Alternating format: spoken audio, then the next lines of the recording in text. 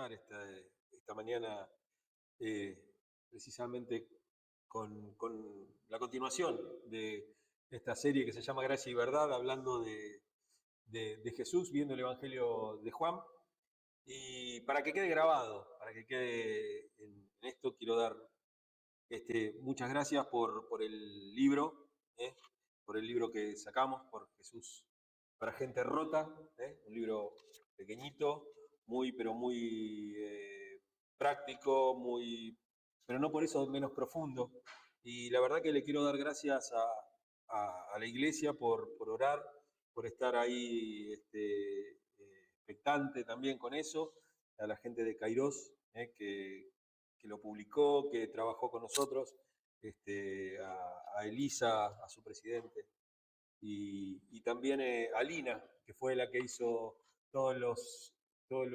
las ilustraciones, esos dibujos y que tuvo la amabilidad incluso de mandármelos, que en el libro no están firmados, pero que me mandó los originales firmados, para que yo los tenga en cuadros en mi casa. Ese era mi deseo, porque fue muy bueno. Y bueno, y posiblemente lo estemos presentando dentro de unas semanas, junto con la gente de Misioneros de Francisco y con Evangélica Social.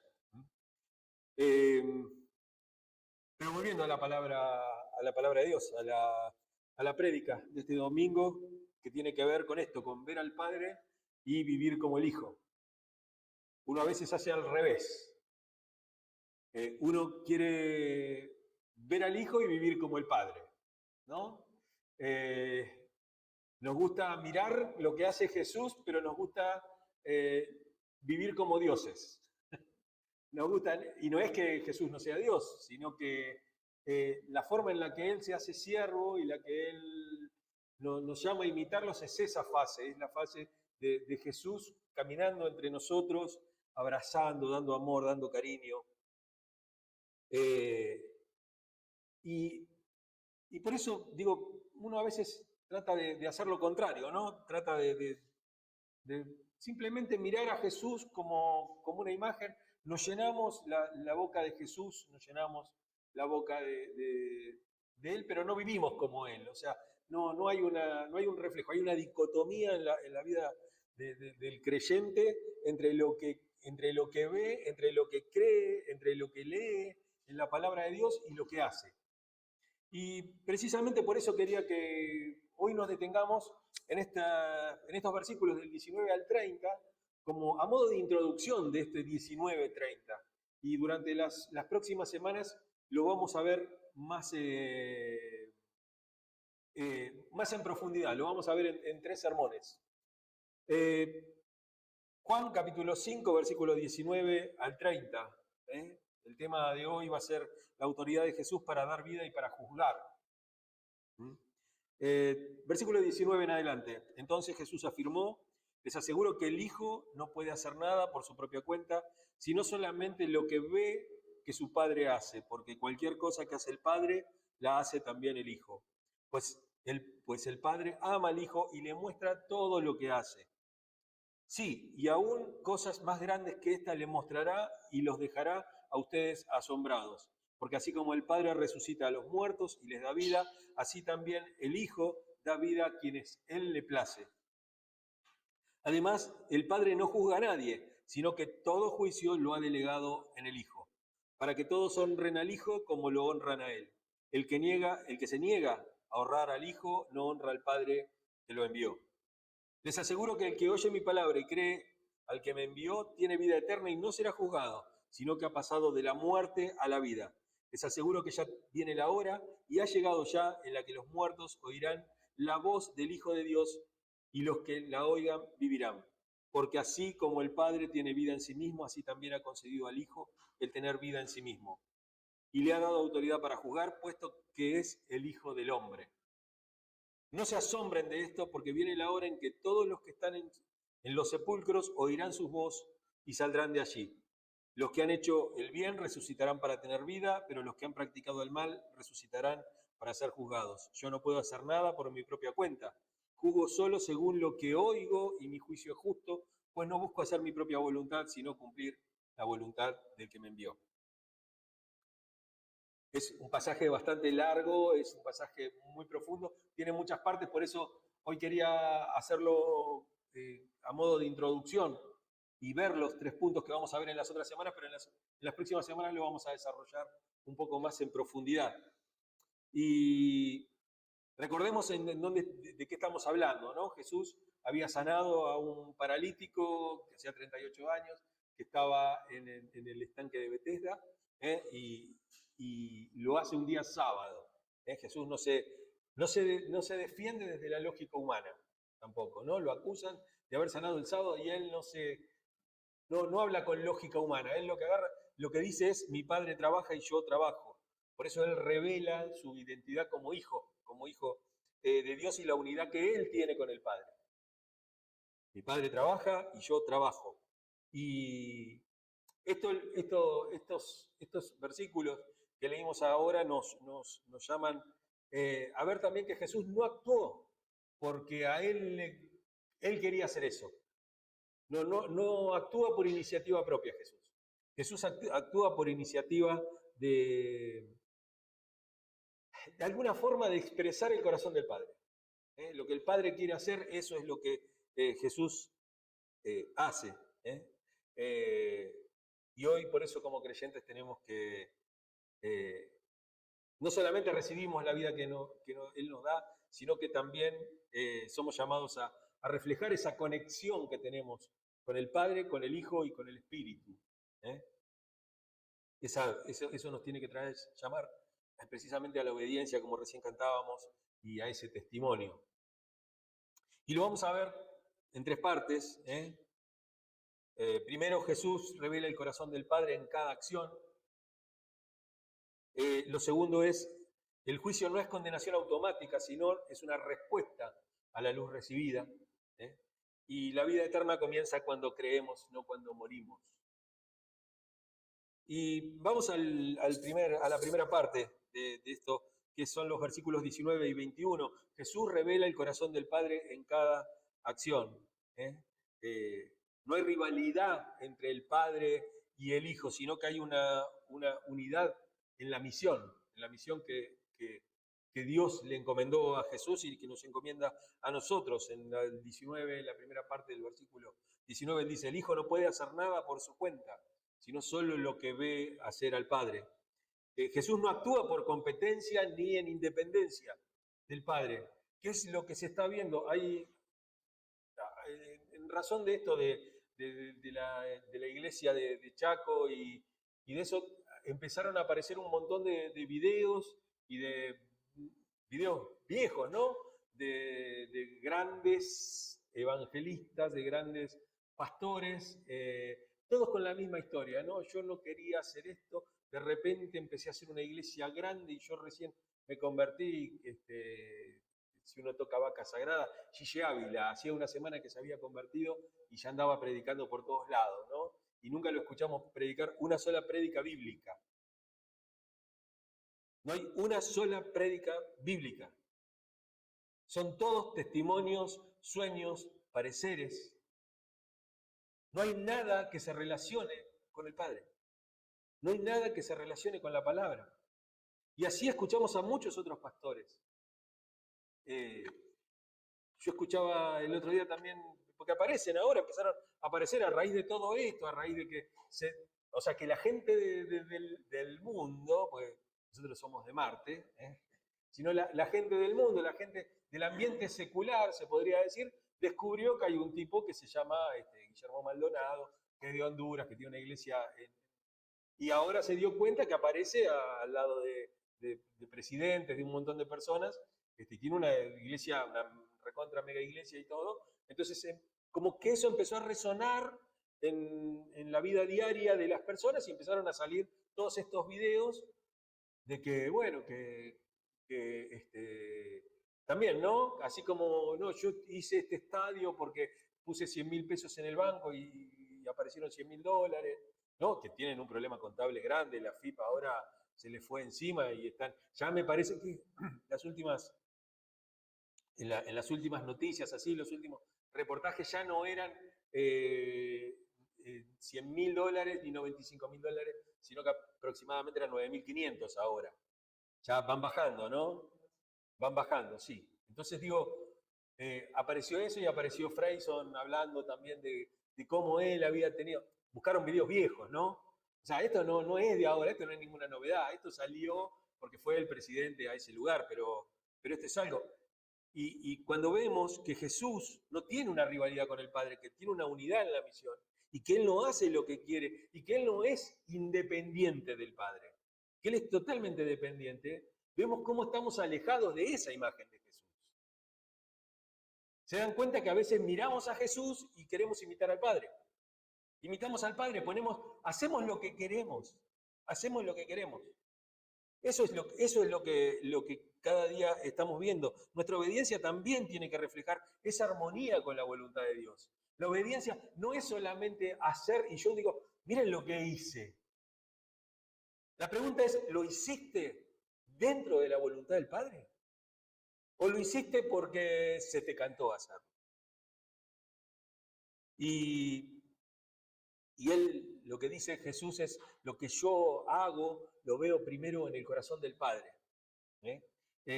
Por eso la autoridad del Hijo no nace de su propia, ni siquiera de su propio poder, sino que nace de la intimidad con el Padre. Fíjense el versículo 20, la primera parte, dice, porque el Padre ama al Hijo y le muestra todo lo que hace. Porque el Padre ama al Hijo. Dios nos ama y nos muestra lo que hace. Encubriré algo a mi siervo Abraham. O sea, esto no tiene que ver con algo que Dios cambió a través del Nuevo Testamento. Esto es algo que siempre estuvo en la mente y en el corazón de Dios. Demostrarnos lo que Él va a hacer. Y dejarnos que nosotros trabajemos en eso. Pero en eso, no en otra cosa.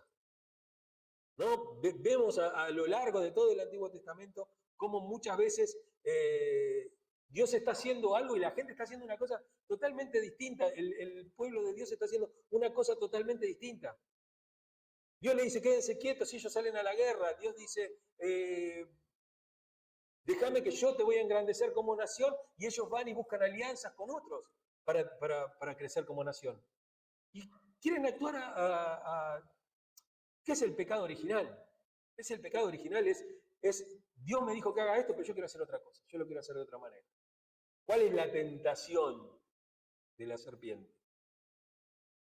En el mito, ¿no? De la creación. ¿Cuál es Después Juan lo va a repetir de vuelta, pero él le dice, mira, la verdad que Dios te está mintiendo. Si vos comés esa fruta, de ese fruto, vos vas a ser igual a Dios. Se van a abrir tus ojos y vas a ser igual que Dios. No vas a necesitar que Dios te diga, ya vos vas a hacerlo. Vivía la mujer que el fruto era bueno para comer y era bueno también para adquirir sabiduría. Y Juan va a decir en su carta, en una de sus cartas va a decir que ese es el pecado, ¿no? La seducción que trae, que viene por medio de los ojos, la seducción y la vanagloria de la vida. Uno quiere vanagloriarse, uno quiere pensar de esa manera. Porque por eso Jesús en esto no hace lo que Él cree correcto.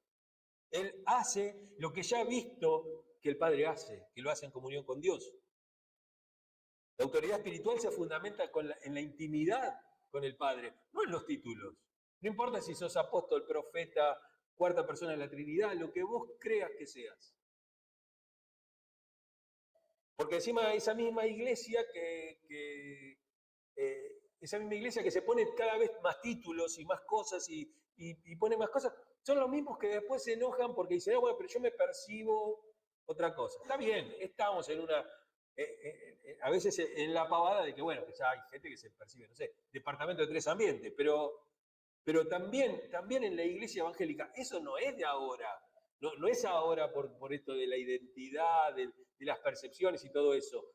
Esto viene desde hace mucho. O sea, gente que un día se llama pastor, al otro día se llama obispo, antes, pero después se inventó el tema de la iglesia apostólica y empezaron a aparecer los apóstoles, y después aparecieron los patriarcas, y después aparecen los ángeles, y después y cada vez entramos ahí, y no tiene que ver con eso. La autoridad espiritual se fundamenta en mi intimidad con Dios, no se fundamenta en el título que tengo. Judas era apóstol. No se fundamenta en eso, no se fundamenta en el título, se fundamenta en lo que uno hace. y precisamente lo que uno hace a partir de la intimidad. Y lo que el Padre hace lo comunica con amor al Hijo. Él dice en la segunda parte del versículo 20 que recién leíamos, le mostrará obras aún mayores que estas para que ustedes se asombren. Mayores obras. Y estamos hablando, acá acuérdense que estamos hablando desde antes de la resurrección. La resurrección de Cristo es una obra muchísimo más grande que todas las demás. O sea, porque todos vieron el cadáver colgado de una cruz. Porque todos vieron la lanza del soldado romano atravesar el costado de Jesús. Porque todos vieron lo que le pasó a Jesús. Todos vieron el sufrimiento, todos vieron eso. Eso fue un escarnio público. No sé si ustedes recuerdan que Pilatos lo presenta. He aquí el hombre. Ponen a Barrabás y a Jesús. Barrabás encadenado, todo, pero limpito, todo. Un lujo. Y lo lleva a Jesús destruido. Totalmente masacrado. Y lo hace con una intención Pilatos también. No lo hace porque sí. Lo hace con la intención de que el pueblo le tenga lástima y diga, no, bueno, ejecutá a Barrabás, déjalo a este. Mirá cómo lo dejaron. Y ni siquiera así pasa. He aquí el hombre. Y esas son cosas mayores. Porque algunos dicen, no, lo que es lo mayor, las cosas mayores que vemos es poner 100.000 pesos en una caja del banco y que aparezcan $100.000. O que crezca un dedo completo con una uña pintada del mismo color que la tenía. Bueno, yo no sé cómo le va a ir a explicar esa persona a las autoridades que había cobrado una indemnización o algo, a lo mejor por ese dedo. Que eso fue varias veces, que fue una de las cosas que primero uno se preguntaba, ¿no? Recuerdo pero muchos años, estoy hablando de 20 años atrás. No, porque vos no sabés, en esta campaña nunca hay fotos, nunca hay filmaciones. Miren que hay celulares buenos ahora, pero es como yo comparo esas cosas con Nessie, no Messi, Nessie, el monstruo del lago Ness. Vieron que todos lo vieron, pero las fotos son horribles. Es como Pie Grande, ¿viste?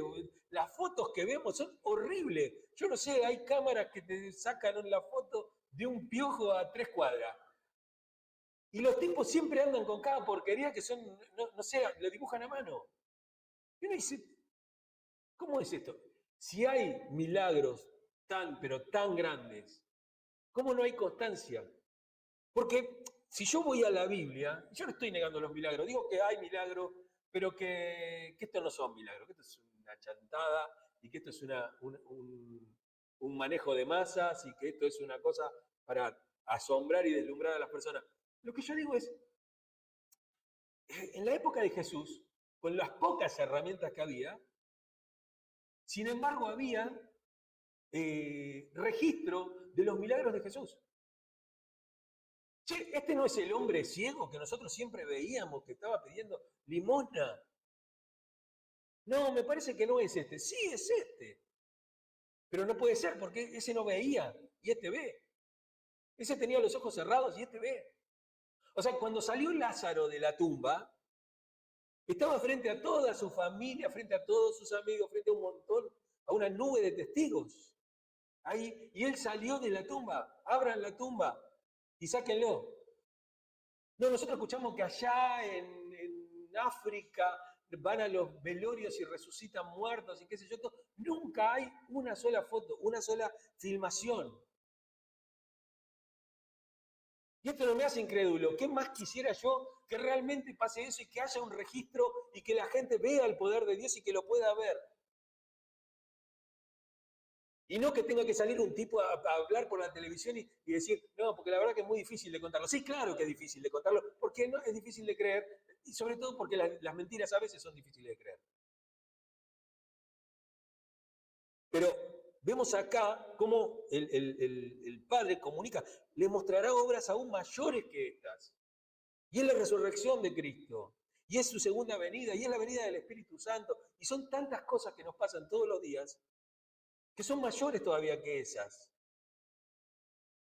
No hay secretos entre Jesús y Dios. Y no debería haber secretos entre Dios y nosotros. Dios nos quiere contar lo que Él está haciendo. Pero el problema es que las personas, el mundo, no solamente los creyentes,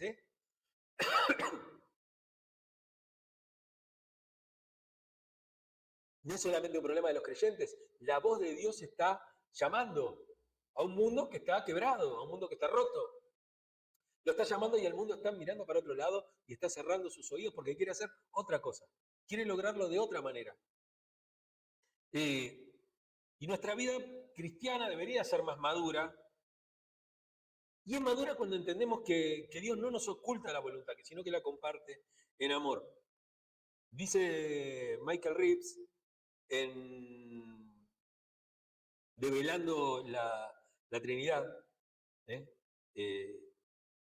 Light, sí, Develando la Trinidad. Dice, la obediencia de Jesús no fue ciega ni mecánica, fue la expresión de una relación eterna de amor. Es las obras, nuestras obras, tendrían que ser la muestra de eso, de la relación con el Padre. Y vamos al segundo punto. Dice, el juicio no es condenación automática, sino respuesta a la luz recibida. 22 al 27. Vamos a ver lo que dice el 22. Dice, además, el Padre no juzga a nadie, sino que ha confiado todo el juicio al Hijo. El juicio como confianza delegada. Dios le ha delegado la justicia al Hijo. Jesús no juzga por iniciativa propia. Se dan cuenta que lo que estamos hablando hoy es de dependencia. Es de una dependencia total del Padre. Y Jesús nos muestra eso. Jesús no se muestra como un ser independiente que hace lo que quiere, sino que se muestra como una persona totalmente dependiente de Dios, constantemente. Él dice, el juicio me lo ha dado Dios a mí. Y yo no juzgo por mí mismo, yo juzgo porque el Padre me ha dado esa potestad, esa autoridad. El Padre le da esa autoridad. El juicio nace desde la justicia, no desde la venganza. Jesús no busca vengarse de lo que le hacen a Él, sino que Él lo que hace es impartir justicia, ¿no? La justicia del reino. La justicia del reino. Lo veíamos la otra vez cuando charlábamos sobre ese versículo tantas veces dicho y tan pocas veces entendido, como dos cosas que van paralelas y que una cosa no va sin la otra. Busquen primeramente el reino de Dios y su justicia. Son dos cosas distintas, pero que son complementarias. Uno no puede buscar el reino de Dios y no buscar la justicia de Dios, y no ejercer la justicia. Y eso busca también que nosotros honremos al Hijo tanto como al Padre. Dice el versículo 23, la primera parte, para que todos honren al Hijo como honran al Padre. La reacción del Hijo define el destino eterno de cada creyente. Honrarlo es recibir luz. Uno tiende a recibir luz cuando uno lo honra. Rechazarlo es el cerrarle la puerta, cerrar el corazón a la verdad. ¿Por qué? Porque el Hijo tiene autoridad para juzgar como hijo del hombre. Se le dio autoridad para juzgar porque es el Hijo del hombre, dice el versículo 27. Jesús juzga no desde una posición distante. O sea, él no se sienta en el pedestal de la gloria de Dios y juzga desde ahí arriba. Y juzga como alguien distante, que va a impartir castigos. No es Zeus enviando rayos sobre los hombres, ni es Zeus encadenando no me acuerdo, se me fue de la cabeza quién era, el que había encadenado que todos los días el águila Prometeo. Encadenando a Prometeo porque le había dado el fuego a los hombres para que una águila le coma el hígado todos los días y todos los días. No es ese Dios que está distante para castigar, sino que es alguien que es el Hijo del Hombre. El Hijo del Hombre. Dios hecho carne, el Hijo del Hombre. El Hijo del Hombre también es una imagen mesiánica que sale del libro de Daniel, donde se habla del Hijo del Hombre como el Mesías. Pero es lo que está diciendo, como el Hijo del Hombre, paren, yo soy humano también. Esta cosa de esa unión que hay, ¿no? Dios, Jesús, 100% Dios, 100% hombre. No es mitad y mitad, es todo un hombre. Él no, por eso no juzga desde una posición distante, sino que juzga como aquel que vivió entre nosotros, que vio, que sufrió, que experimentó todo con nosotros. El juicio es justo. ¿Por qué? Porque la compasión de Jesús es real. Y vaya a saber qué le pasa a estos que están ahí, que estas hormigas que tengo acá abajo, ¿no? Como si Dios fuera alguien distante, ¿no? Vaya a saber estas cosas que cree, que no sé qué les pasa, la verdad que no entiendo nada. Uno les da todo y ellos no. Jesús se encarna, Jesús es el Hijo del Hombre y desde la misericordia juzga. No juzga desde la venganza. ¿A vos te parece? Yo los creé, le di todo y estos tipos hacen todo mal. Vamos a destruirlos a todos, ¿no? Sino que juzga desde otro lugar. Desde el lugar de que qué feo que es que se te mueran las personas. Qué feo es pensar en la muerte. Qué feo es tener hambre. Qué feo es... O sea, ve todas esas cosas. Y dice Frederick Buechner, en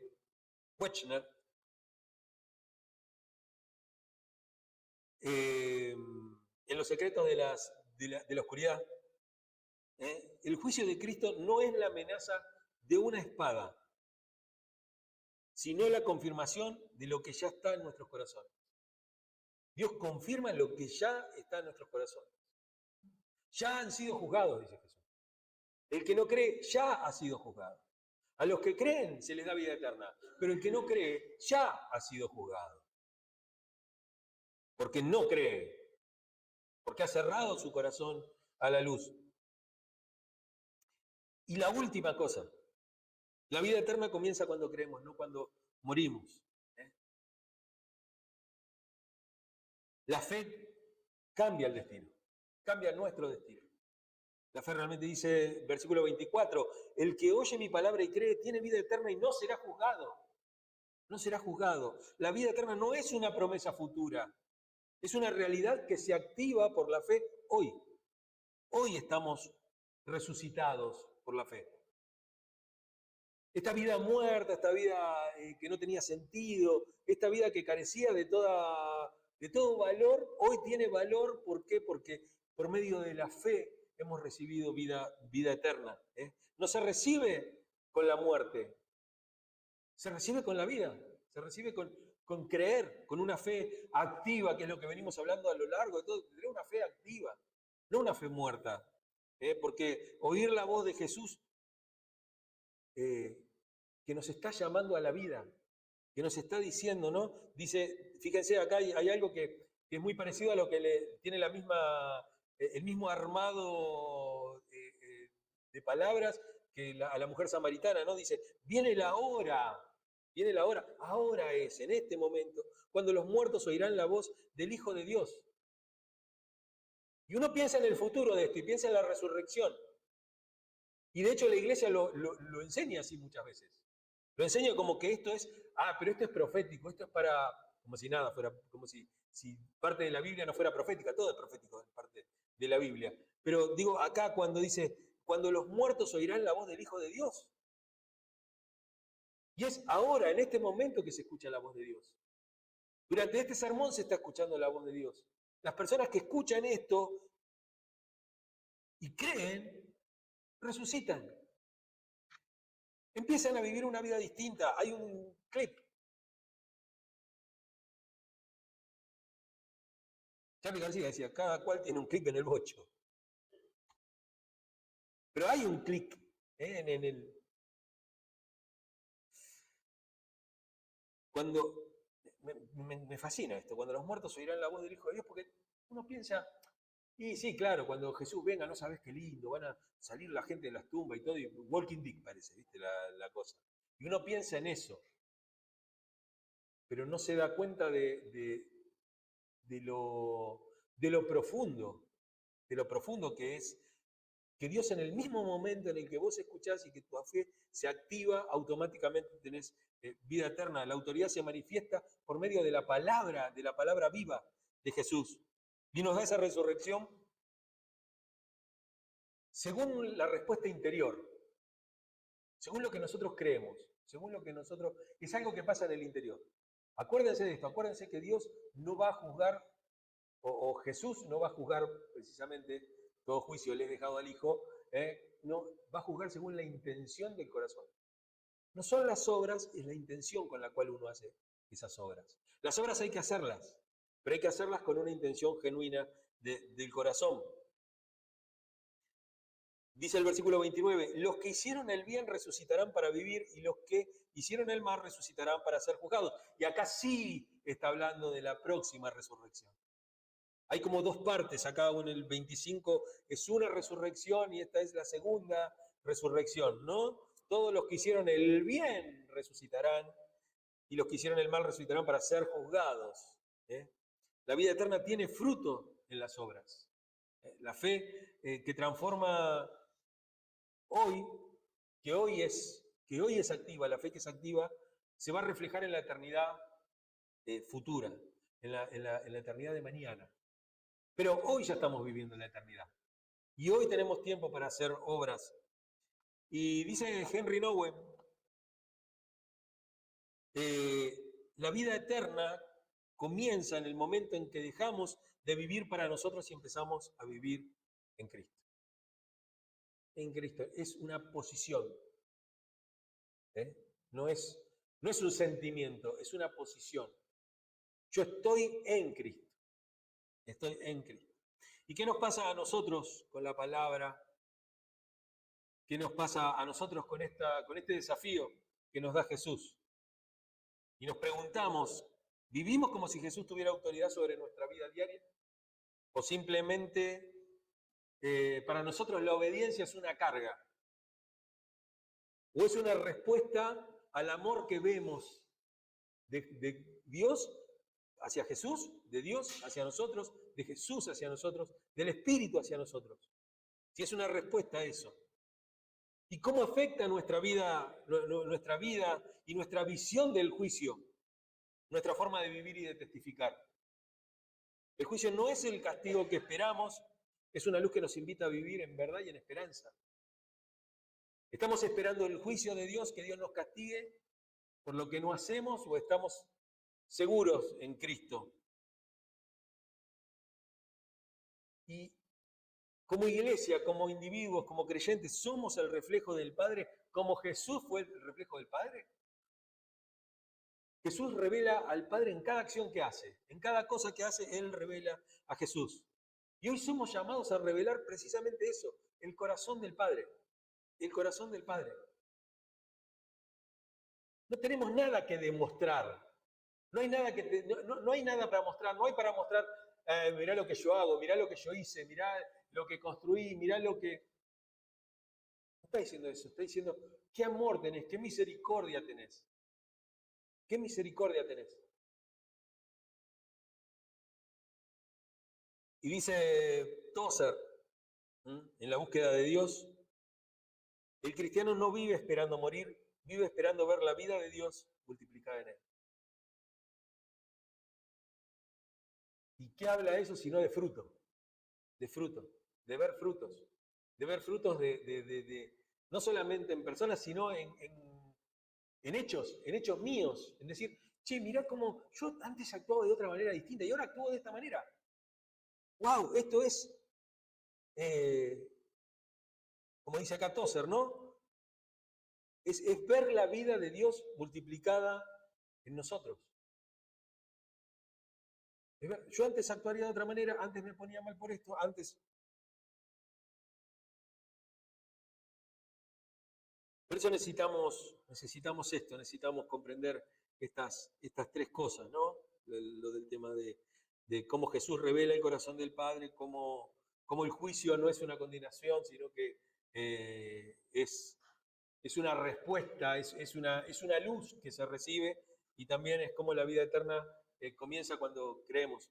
Ayer o antes de ayer leí algo muy interesante. decía que hablábamos, por ejemplo, estaba leyendo sobre las sectas, sobre algunas sectas, y decía alguien, pero dice, pero ¿cómo uno le puede ir a decir a la persona, donde estás es una secta, esto es una... no, porque ahora hay muchas sectas que no son ni siquiera cristianas, ni siquiera son religiosas, sino que son sectas, hay sectas hasta desde el fitness, ¿no? Desde el mantenimiento físico, ¿no? Y él decía, a veces la luz tiene que entrar de a poco. Dice, a las personas que están ciegas, que nunca vieron la luz, no le podés tirar toda la luz de golpe. Tenés que ir dándole pequeños destellos para que su vista se acostumbre a la luz. A la luz y empiecen a ver, hay que iluminar. A veces uno quiere entrar así como ¡prá! Con toda la luz y es como si te pegaran un reflector así, quedaras totalmente cegado. Y obviamente a veces esa luz tan fuerte que nos ilumina nos obliga a cerrar los ojos. Necesitamos eso, necesitamos que nuestras obras reflejen a Cristo y necesitamos realmente que Dios haga una obra en nosotros y se manifieste en nosotros y que nosotros podamos acompañar la obra de Dios. No crear nosotros nuestra propia obra, nosotros acompañar la obra de Dios. ¿Amén?